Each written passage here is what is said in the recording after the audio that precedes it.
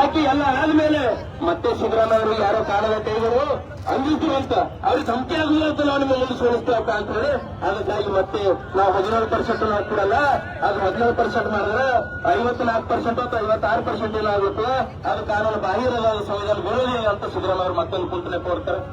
ಇದು 100ಕ್ಕೂ 100 ಸುಳ್ಳು. ಈಗಾಗಲೇ 7 ಅಥವಾ 9 ರಾಜ್ಯಗಳಲ್ಲಿ 60 ಮೇಲ್ಪಟ್ಟು 70 ಮೇಲ್ಪಟ್ಟು ರಿಸರ್ವೇಶನ್ ಇದೆ.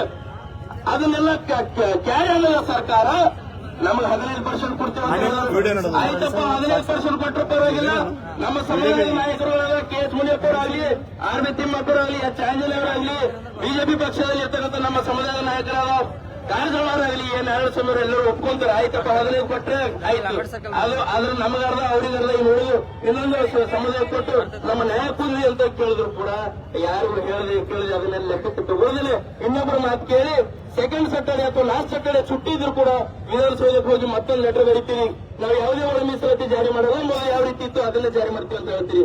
ಹಂಗಂದ್ರ ಇದು ನಾಗಮೋಹನ್ ದಾಸ್ ಕಮಿಟಿ ನೀವು ಆಟ ಆಡ್ಲಾಕ್ ಮಾಡಿಸಿದ್ರಿ, ಜಾತಿ ಗಣತಿಯನ್ನು ಆಟ ಆಡ್ಲಾಕ್ ಮಾಡಿಸಿದ್ರಿ, ನಿಮ್ಮ ಬೇಕಾ ಬಿಟ್ಟು ನಿಮ್ಮ ಮನಸ್ಸು ಬಂದಾಗ ಆಟ ಆಡಿ ಸಮುದಾಯ ಜನರದು ಏನು ಈ ರಾಜ್ಯ ಜನರದು ನಿಮಗೇನು ಟ್ಯಾಕ್ಸ್ ಕಟ್ಟಿದ್ರೆ 110 ಕೋಟಿ ರೂಪಾಯಿ ನೀವೇನು ಖರ್ಚು ಮಾಡಿದಿಲ್ಲ, ಅವೇ ನಿಮ್ಮ ಅಪ್ಪಂದ ನಿಮ್ಮಂದ ಯಾವ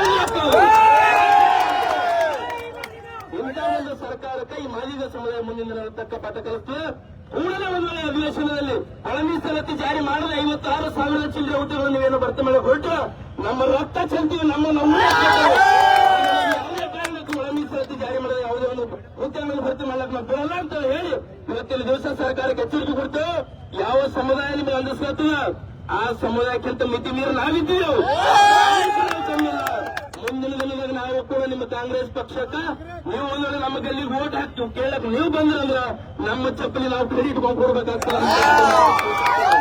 ಯಾವುದೇ ಕಾರಣಕ್ಕೂ ನಮ್ಮನ್ನು ಓಟ್ ಕೊಡಲ್ಲ. ಮುಂದಿನ ದಿನ ಒಂದು ವೇಳೆ ಒಳ ಮೀಸಲಾತಿ ಜಾರಿ ಮಾಡದೇ ಇದ್ದಲ್ಲಿ, ನೀವು ಒಂದು ವೇಳೆ ಒಳ ಮೀಸಲಾತಿ ಜಾರಿ ಮಾಡಿದ್ರೆ ನಿಮಗೂ ಕೂಡ ತಲೆ ಮೇಲೆ ಎತ್ಕೊಂಡು ತೋರಿಸ್ತೇವೆ ನಾವು. ನೀವು ಒಂದು ವೇಳೆ ಇದೇ ರೀತಿ ಅನ್ಯಾಯ ಮಾಡಿದ್ರೆ ನಿಮಗೆ ನಮ್ಮ ಬೋಟ್ ಕೈ ಇರ್ತಾವ ಅಂತ ಹೇಳಿ ಇಷ್ಟಪಡ್ತೇವೆ. ಆತ್ಮೀಯ ಬಂಧುಗಳೇ, ಈಗಾಗಲೇ ಮಾನವ ಸರಪಳಿ ಆಗಿದೆ. ಇದನ್ನ ನಾವು ನೇರವಾಗಿ ಜಿಲ್ಲಾಧಿಕಾರಿ ಕಚೇರಿಗೆ ಹೋಗಿ ಲೇಟ್ ಆಯ್ತು. ಆದ್ದರಿಂದ ಜಿಲ್ಲಾಧಿಕಾರಿ ಹೋಗಿ ಎಲ್ಲೊಬ್ಬರು ಗಮನ ಕೇಳಿದ್ರೆ ಇಲ್ಲಿ ಬೇಗ ಸುಮ್ಕೊಂಡ 2 ನಿಮಿಷ ಮಾತಾಡಿ ಇಲ್ಲಿಂದ ವಿಷಯಿಸ್ಕೊಂಡ್ರು. ಯಾರು ಮಾತಾಡ ಬೀದರ್ ಜಿಲ್ಲೆಯ ಮಹಾಬಂಧುಗಳೇ, ಜರ ಅಡ್ಡಗಾಗ್ರಿ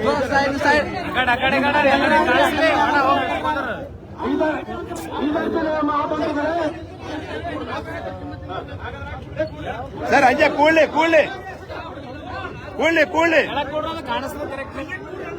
ಬೀದರ್ ಜಿಲ್ಲೆಯ ಮಹಾಬಂಧುಗಳಿಗೆಲ್ಲ ನಾನು ನಮಸ್ಕಾರ ಹೇಳ್ತೇನೆ. ಎಲ್ಲರಿಗೂ ಗೊತ್ತಿದ್ದಂತ ವಿಷಯ,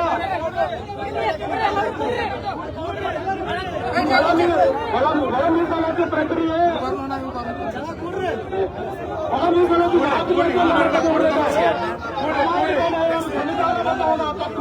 ಅದು ಹಕ್ಕು. ಈ ಪರಿಶಿಷ್ಟ ಜಾತಿಯಲ್ಲಿ ಯಾರು ಹಿಂದುಳಿದವರು ಆರ್ಥಿಕ ದೃಷ್ಟಿಯಿಂದ, ಸಾಮಾಜಿಕ ದೃಷ್ಟಿಯಿಂದ, ಶೈಕ್ಷಣಿಕ ದೃಷ್ಟಿಯಿಂದ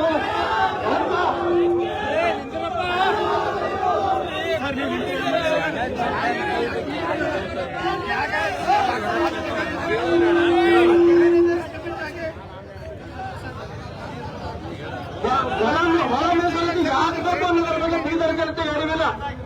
ಸಂವಿಧಾನ ತತ್ವದ ಆಧಾರದ ಮೇಲೆ ಪರಿಶಿಷ್ಟ ಜಾತಿಯಲ್ಲಿ ಯಾರು ಅತಿ ಬಡವರಿದ್ದಾರೋ, ತುಳಿತಕ್ಕೊಳಗಾದರೋ ಅಂತವರಿಗೆ ಒಳ ಮೀಸಲಾತಿ ಸಿಗಬೇಕೆಂದು ಸಂವಿಧಾನದಲ್ಲಿ ಹಕ್ಕಿದೆ. ಹಾಗಾಗಿ ಸಂವಿಧಾನದ ಮೂಲತತ್ವದ ಆಧಾರದ ಮೇಲೆ ನಮ್ಮ ಒಂದು ಜನಾಂಗ ಕಳೆದ 35 ವರ್ಷಗಳಿಂದ ನಾವು ಹೋರಾಟ ಮಾಡಿದ್ದೇವೆ.